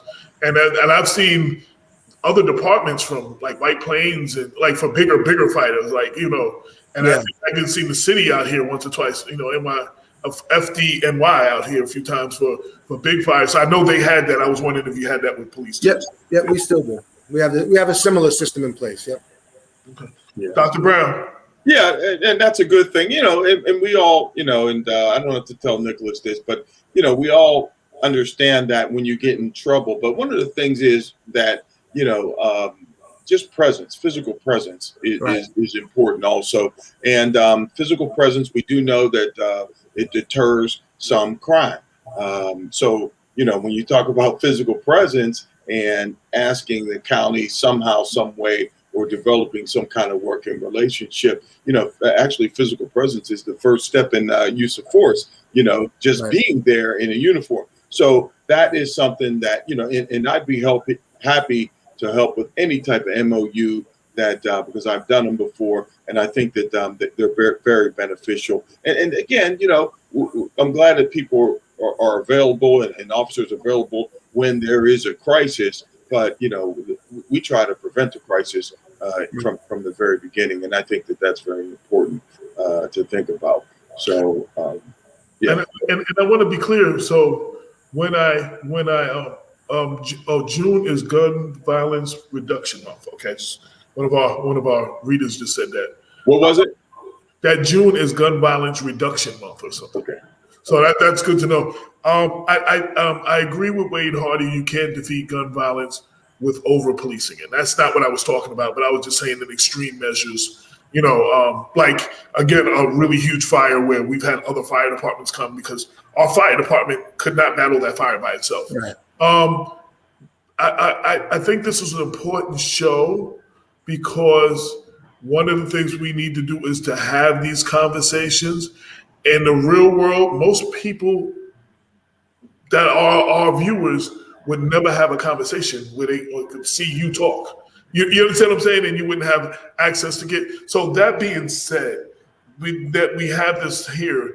Is there anything you would like to say to the residents and anything? And I hope that this show is maybe one of the first steps, not only in ending the sense of helping end the senseless gun violence, but building better community police relations, which is something we've been since we've been started. It's been something we've been trying to do, you know, on the forefront. Right. Well, I mean, I would just love to tell the community, look, you know, number one, the police, we're just like you. We're regular people. We're out there. We want to go home at the end of the day.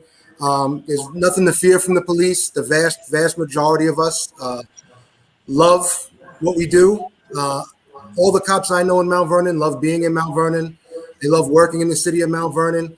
If you see us, come talk to us. We're happy to help you in any way we can. And that's not just in a police function. You know, we want to get out there and get to know the community. So, you know, I would just tell the public, come up to us and say hi. You know, my experience in Mount Vernon has been the vast majority of the people that I come into contact with actually have very, very positive things to say about the police. They invite me in their house to use the restroom. They run out and give me bottles of water. So, you know, like I said, just we're human just like you. Come talk to us, come see us, and that's it. I'm glad you said that. You know, we that's a good idea. You know, I do that for my mail carrier on hot days. Just before he comes, I put water in the freezer, so it's solid ice. And then just before I know he's coming, I put it in the mailbox for him so that he gets it, and he always thanks me. You know what I'm saying? Of course, sure. Our DPW workers, if I see them and I catch, because I don't always catch them, you know, I ask them if they want some water, and I have some water ready for them sometimes.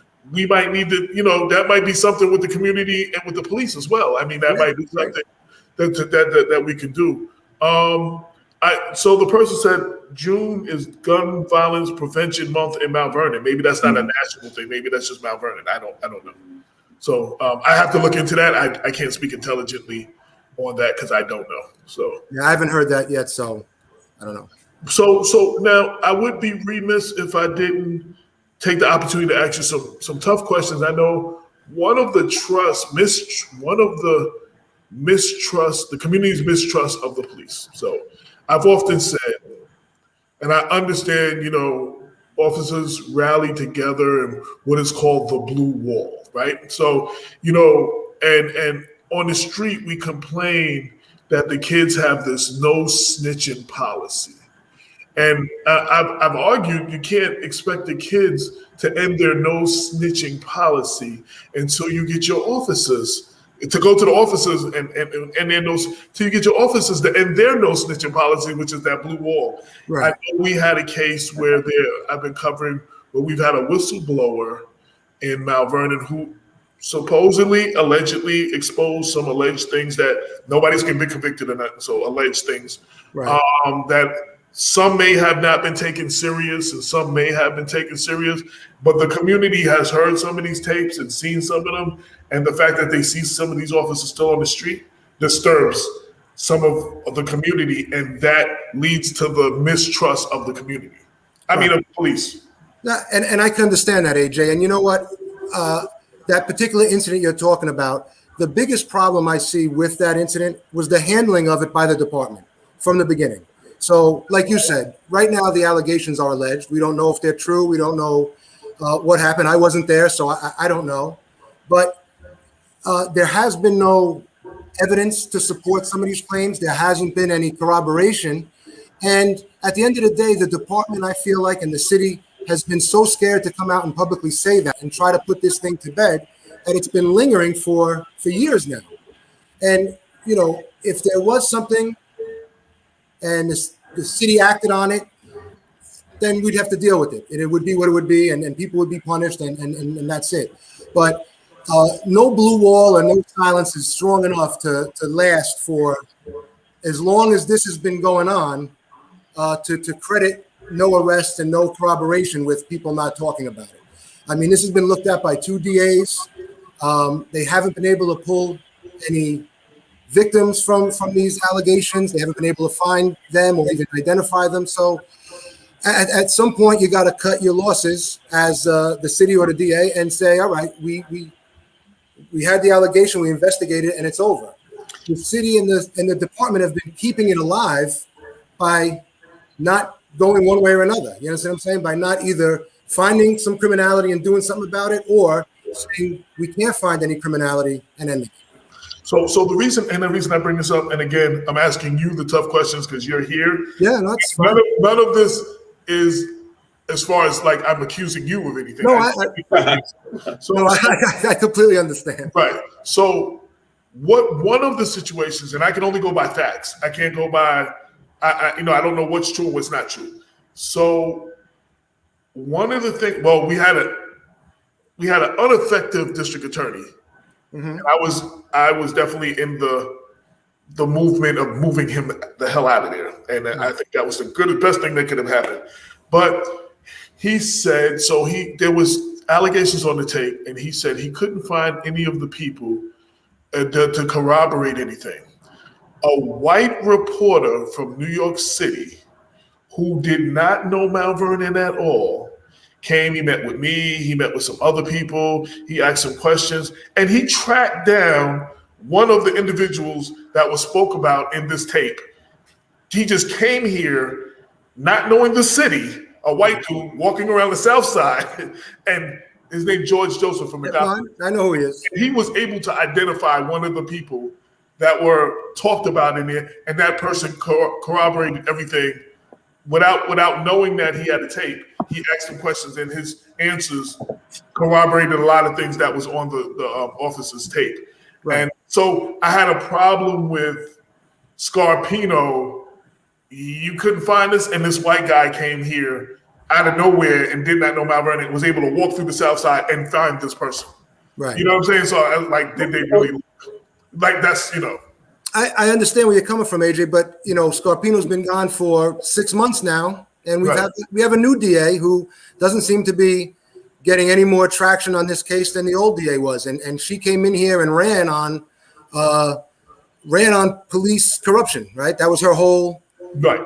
I mean, this particular case was something that she used against Scarpino, and she still hasn't come up with anything. So, look, again, I'll say it 100 times. I wasn't there, so I can't say, what happened, what didn't happen. But all I know is 2 DAs have looked at it, the department looked at it, and we still have nothing. We still have no legal corroboration. So it's one thing to say something to a reporter and to have him write a story on it in the paper or his magazine, but it's another thing to have enough evidence to criminally charge somebody. And they're 2 different things.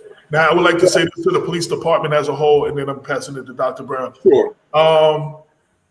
Again, we can't expect our kids to stop the no snitching and see what our police department do. And I say that with the knowledge of knowing one of the DA's problems, the office right now, is no other cop in Mount Vernon will speak up on any of that stuff. They won't speak.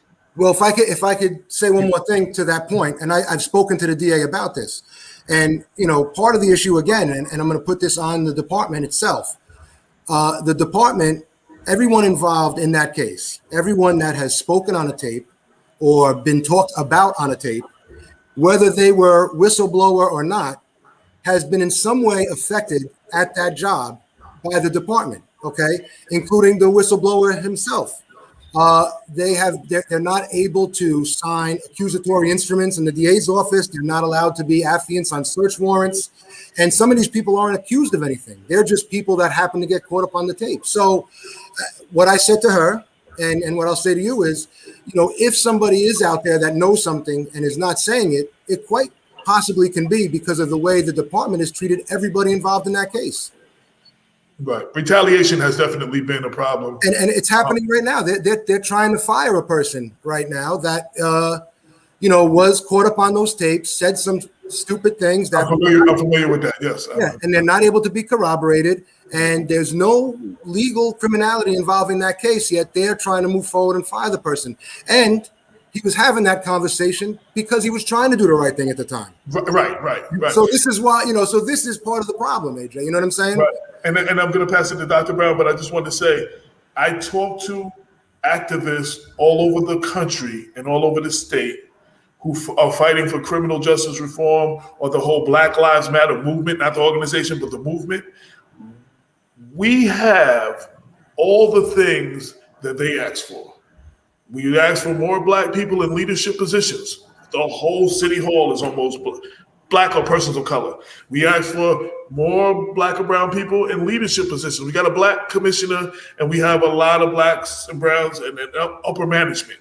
Mm-hmm. And why don't the good cops speak up on against the bad cops? We have some of that, and yet we got all the problems we got, and we can't get it right. So I just wanted to put that out there. Dr. Brown. Yeah, I mean, look, first, I'm going to address what you talked about earlier, AJ, and I'm sure that Nicholas will be with me on this.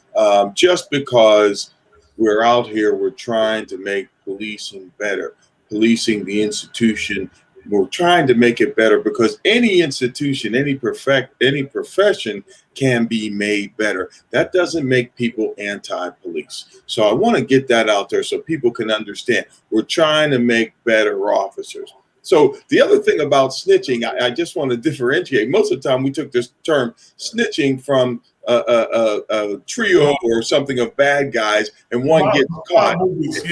Yeah, they engaged in the same act, and one gets caught, and that one tells on everybody else, But I think it's a little bit different than the silence of the blue wall of what we're talking about. Now, I'm going to speak in general terms because I'm not going to get into an investigation. But what I'm going to say here, what I need to say here is there's a battle in policing. There's a battle between turning it over to the community, policing over to the community, and keeping policing to ourselves as this secrecy type of organization is which we has had for a long time. And that's, coming along with this 21st century policing. So in so much what's happening around the nation, and I think there's Mike Lee mentioned something in the box there, what's happened around the nation is the legitimacy is gone. The trust is gone. There's no transparency. So Nicholas, and Mount Vernon Police Department, whatever you say, whether legitimate or not, people are not going to believe you, and rightfully so. We've seen so much in policing, gone bad, and so we have lost that trust and lost that legitimacy. So it's very, very hard to do an investigation, and people trust you on the back end, no matter what you find, no matter what is unfounded. So that's where we're at now. Nobody should really, in the police department, and Nicholas, we can't take offense because that's where we're at in society. And it's policing's fault. It's this code of secrecy. You can't do this job. Only we can do this job. Well, I don't know. I could probably, there's no way you can do it. You don't know anything about policing. You don't know. That's our problem. We need to open up. We need to enable transparency. We need to enable legitimacy so we can gain trust. Now, look at us just talking about interacting with the police, but what we need to do is we need to flip these attaboys or accolades and these rewards. And the rewards should be for people who interact with the community. Bad guys, we can all do that in policing. When you're young, Nicholas, I'm sure you're running up and down the street, running the 4 or 5, grabbing bad guys all day long. We can do that when we're young. But can we interact with the community effectively? And that should be the focus of the job. Bad guys come around. And we know through statistics that actually only 30% of a policeman's job is done in crime fighting. 30%. Okay, I understand that you're having problems in Mount Vernon and things are getting bad, but nationwide, 30%. So what are we doing other 60% of the time? We should be with the community. And that's where we should be getting our accolades from, working with the community. So we got to turn our reward system around. And this whole culture needs to be changed. And it's a battle, and it's slowly changing. We have the community. Community is helping us. They're the eyes and ears out there. But we want to reassure the community that people like myself, people like Nicholas, people like you, AJ, we are with police reform, and we are with the community, and that is very important. And I'm not mad, I'm not bitter that you don't believe in this investigation, because all you have to do is go and turn on TV on probably right now, and you're going to see something where a DA says, I refuse to prosecute, where somebody else says, there's no evidence to prosecute. Meanwhile, we're looking at the body camera, and we're seeing it with our own lying eyes. Is that what's going on? So I just wanted to reassure the community, but you please keep doing your job. But police are out here to help you, and this is a partnership, and we're moving to more of a partnership than we have ever done. And we need your job. We need your help too. And before you go, Nicholas, I just want to address a couple of the listeners. So someone said, I thought DA Mimi Rocha's office was investigating the Mount Vernon Police Department. As far as I know, she is, and she's hit some brick walls, and she's calling for some federal help as far as the investigation. She called for the DOJ to get involved in the investigation federally. And I just want to jump in there real quick, AJ.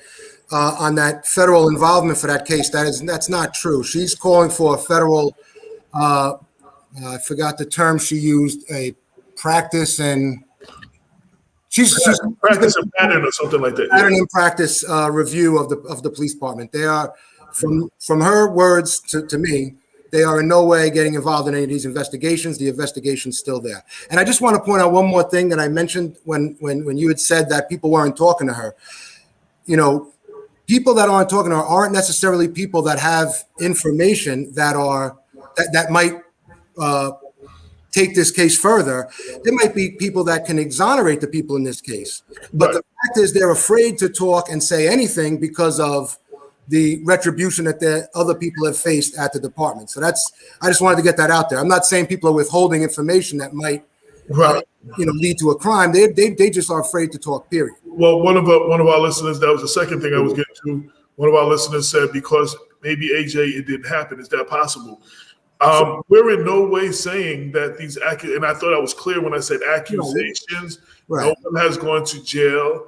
No one has been disciplined or found guilty. So no, I don't know that verbatim these things did happen.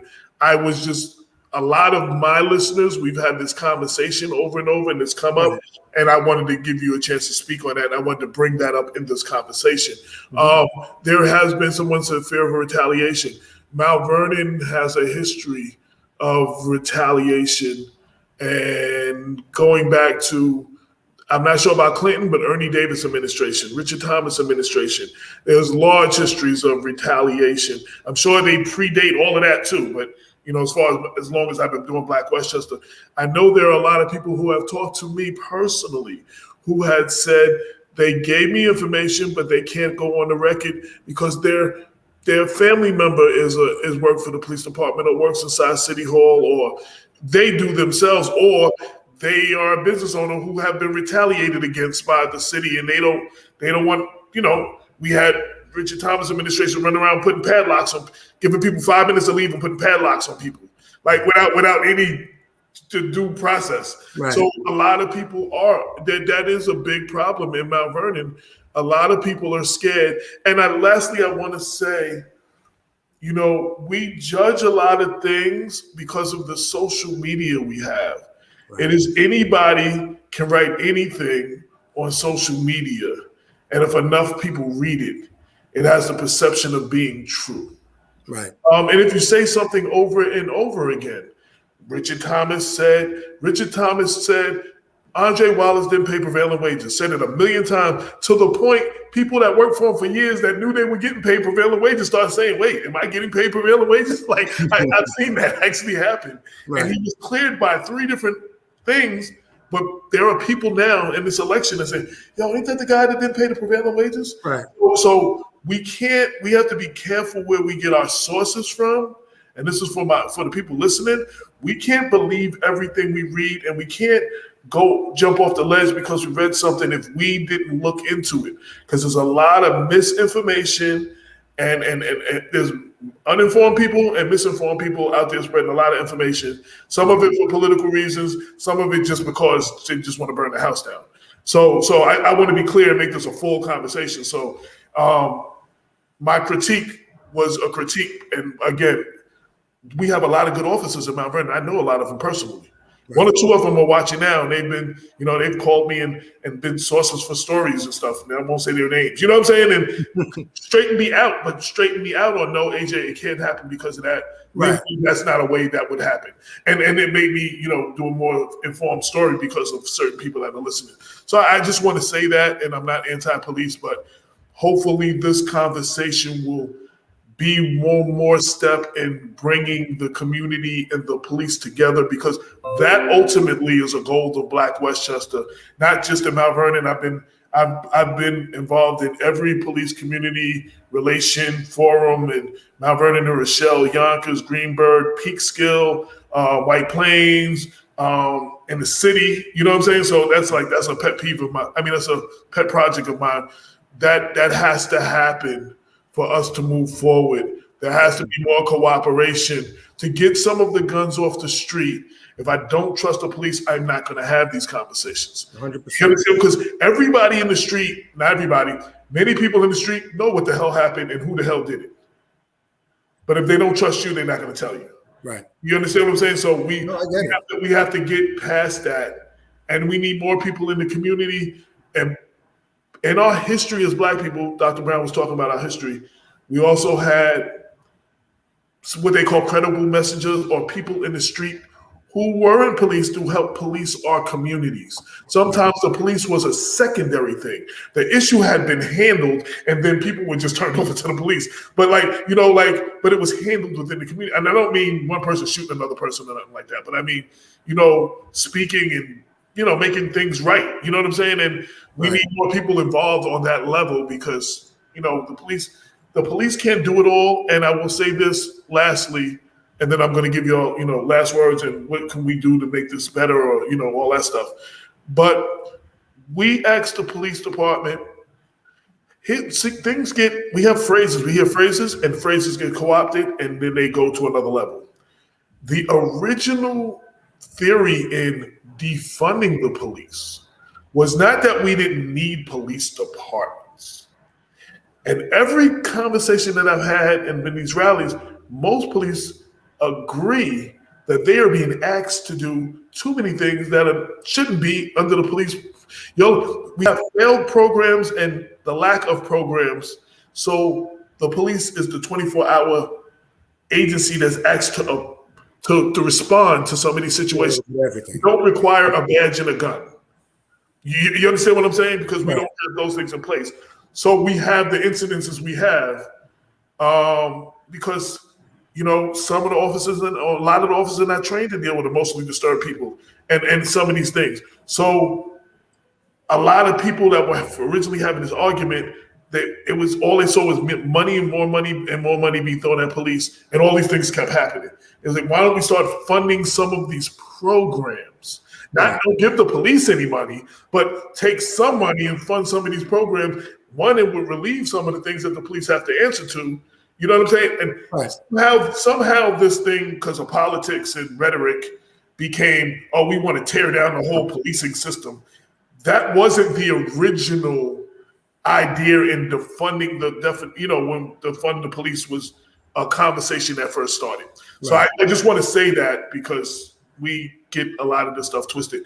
Dr. Brown, I want to we're coming to the close of the show. Last words. What can we do to make? Oh, actually, I'm gonna start with Nicholas. What can we do to make things better? I would like to start. We've brought out the problems. What are some solutions? Some solutions we can leave the people with. Well, I mean, from the police department's perspective, I think some of the things that we got to do is close out some of these issues one way or another that come up with different forms of police allegations and stuff like that. Take them head on, be transparent, close them out in an honest and open way, and let the community see that. As cops, what we got to do is be out in the community more, interact with people more, get out of our cars, talk to people, hang out with people a little bit, and I keep using the word humanize us because people think we're like evil robots, get out the car and just show everybody you're no different, and that works two ways. That sometimes it humanizes the people to the police. Of course. So sometimes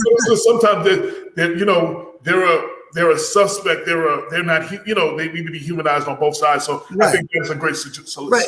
When you get out and talk to people, you get such a different perspective than when you look at a person. Right. We drive. You could drive down the street in Mount Vernon, and you could see somebody, regardless of what color they are, look at their outfit and think this guy's up to something. You know what I mean? But you get out and talk to him, and you find out he's no different than me or you. He's got a regular job. He's got a family and everything else. So get out and interact with people, talk to people. Get to know people, and it humanizes both the cops and the community, and it'll definitely make everyone's life a lot easier. Absolutely. Dr. Brown, you've heard a lot of, again, you're not in Mount Vernon, but we had you on because of your experience in law enforcement and everything. And out of everything you heard, suggestions, solutions, what can we do moving forward?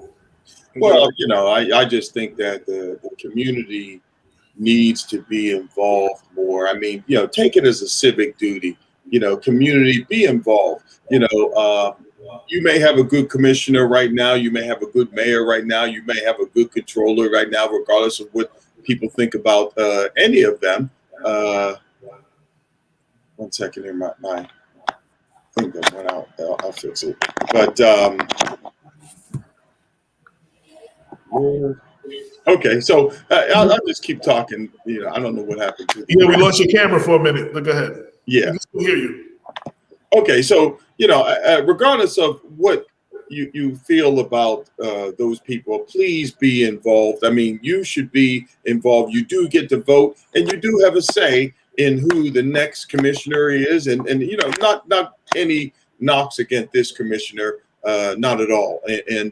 But that's the way they get involved. And I would say, if you allow me to, I would say that to the leaders out there, whether police or not, I would say follow these values, follow your values. And when I talk about values, I talk about 3 central themes: high performance standards, commitment to Black excellence. Okay. Number 2, caring attitude about your people, how people should be served and treated.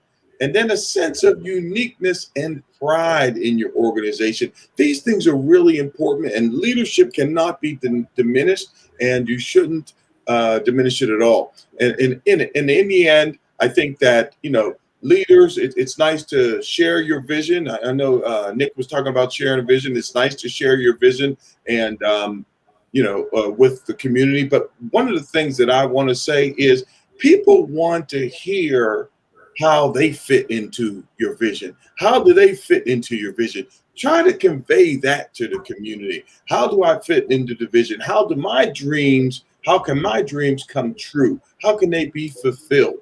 And, again, how do I fit in the overall picture with your leadership? So, AJ, I appreciate you having me on, and I appreciate all of the discussion today. And same thing with you, Nicholas. Thank you. It was very nice meeting you, and thank you so much, AJ. I want to thank both of y'all for coming on. I hope we've accomplished something with this show. I'm officially on vacation, but I'm here. I'm about to get off and go back to my vacation. But the rest of the crew is not here with me today, so I kind of tried to get through this as best as I could today. But Nicholas, I want to say to you, I try to have these conversations and get to know people when they first get in office. I did the same thing with Robert Kelly and other people when they first get in office. I think that's important. So you know me and I know you, and we have conversations offline too. So, but I just want to let you know that there's an open door. I think Damon Jones mentioned that before he left. Yeah. And I've heard good things. So I'm just going to say I've heard good things so far. And Thank you. I wanted to let you know that it's an open door. If you need to address some stuff, as Damon Jones said, if you need to write an op-ed, I probably monopolized more of the conversation too. We're just having a conversation, but there was things that I wanted to bring up that we didn't get a chance to talk about. So hopefully we'll be able to continue the conversation. Like, this is not just the end of this conversation, and we can continue and we can be helpful in this bringing the community and the police together. Dr. Brown, as always, a pleasure. Your wealth of knowledge. While I did talk a lot, I do always have enjoy learning from you. And you are always welcome on the show. And I'm sure if there'll be other situations, I might have to call on you to come special host. I appreciate that. So My pleasure, AJ. And everybody who tuned in, y'all all could be doing something else. It's a holiday weekend, but we had a good viewership today. Of course, I'm not expecting everybody to agree on some of the stuff and the topics we talked about today, but hopefully the conversation was a conversation that needed to be had, and the people heard things that they hadn't heard before that maybe help them see things from the other side, which is equally important to these situations, to solve these situations. Because just because we have a perspective of things does not always mean that that's the right way or that's the only way. You know what I'm saying? And people need to hear other perspectives. So hopefully it was well-rounded, and I don't know if we've accomplished everything. Hopefully everybody got something out of it. As always, for the listeners, you can always hit us, blackwestchester@gmail.com, and let us know. There's a youth forum on Monday, June 14th at Mount Calvary, CME, the Promise Church, Reverend Willis Church on 2nd Avenue. You'll see the flyer up. I think there's some other stuff going on as well. I thank everybody. Like I said, you could be doing anything else, but you decided to ride with us, and we greatly appreciate it. And with that said, you have been listening to Black Westchester's People Before Politics radio show. We're on every Sunday, 6 to 8, streaming live on Facebook and YouTube right now. And until next week, peace. 22 million black victims of Americanism are waking up, and they're gaining a new political consciousness, becoming politically mature. And as they develop this political maturity, they're able to see the recent trends in these political elections. Any minority that has a block of votes that stick together is in a strategic position.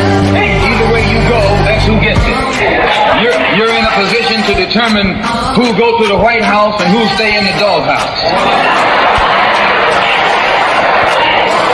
You're the one who has that power. You and I have never seen democracy. All we've seen is hypocrisy.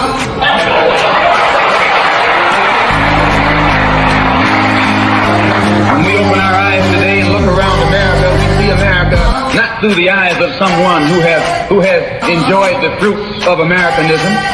We see America through the eyes of someone who has been the victim of Americanism. We don't see any American dream.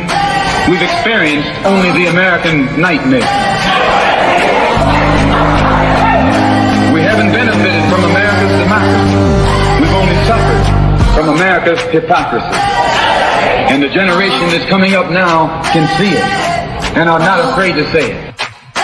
And are not afraid to say it. And are not afraid to say it. And are not afraid to say it. And are not afraid to say it. And are not afraid to say it. And are not afraid to say it. And are not afraid to say it. And are not afraid to say it. And are not afraid to say it. And are not afraid to say it.